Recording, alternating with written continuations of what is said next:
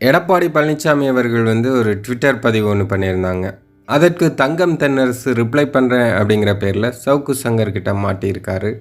சவுக்கு சங்கர் ஒரு கேள்வி ஒன்று கேட்டிருக்காரு. அதுக்கு தங்கம் தென்னரசு பதில் சொல்வாரா அப்படிங்கிறத பொறுத்திருந்தான் பார்க்கணும். சொல்வதற்கு வாய்ப்பு இல்லை, ஏன்னா உதயநாவுக்கே அதுக்கு பதில் தெரியாது.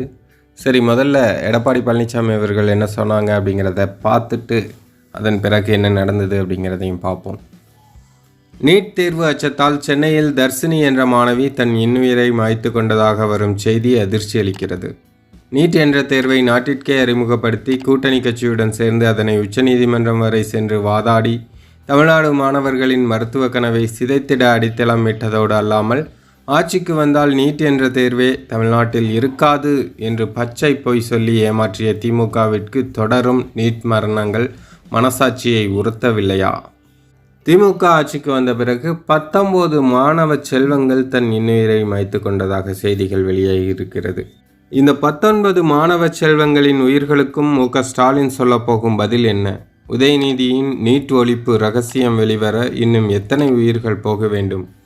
தேர்தல் ஆதாயத்திற்காக சொன்ன பெரும் பொய்யால் உங்கள் கைகளில் சேர்ந்து கொண்டே இருக்கும் இரத்தக்கரைகளை எப்படி துடைக்கப் போகிறீர்கள்?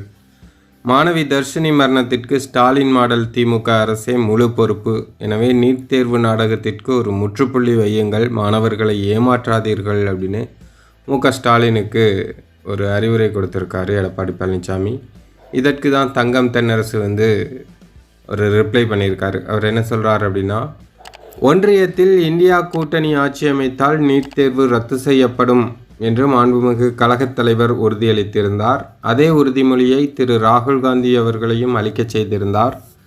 டெல்லியில் 3 கார்களை மாற்றி மாற்றி சென்று பிரத்யேகமாக யாரையும் சந்திக்க வரவில்லை என்று சொல்லிவிட்டு இரவோடு இரவாக உள்துறை அமைச்சர் திரு அமித்ஷா அவர்களை சந்தித்த திரு எடப்பாடி பழனிசாமி அவர்களே, பாஜக அதிமுக கூட்டணி அமையும் என்று அமித்ஷா இன்று கூட சொல்லியிருக்கிறார். தமிழ்நாட்டின் நலன்களே உங்களுக்கு முக்கியம் என்றால் நீட் தேர்வை ரத்து செய்தால்தான் கூட்டணி என்று உறுதியை பெற்றுக்கொண்டு கூட்டணி வைக்க நீங்கள் தயாரா அப்படின்னு தங்கம் தென்னரசு கேள்வி எழுப்பியிருக்கார்.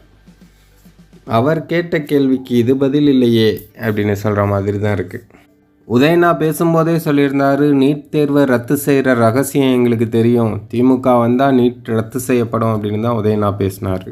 இப்போ எடப்பாடி கிட்ட நீங்கள் ரத்து பண்ணி கொடுங்க அப்படின்னு தங்கம் தென்னரசு சொல்கிறாரு. அப்புறம் எதுக்கு நீங்கள் ஆட்சியில் இருக்கீங்க அப்படின்னு நம்ம கேட்கல, மக்கள் கேட்பாங்கல்ல. சரி, சவுக்கு சங்கர் என்ன சொல்கிறார் அப்படிங்கிறத பார்த்துருவோம்.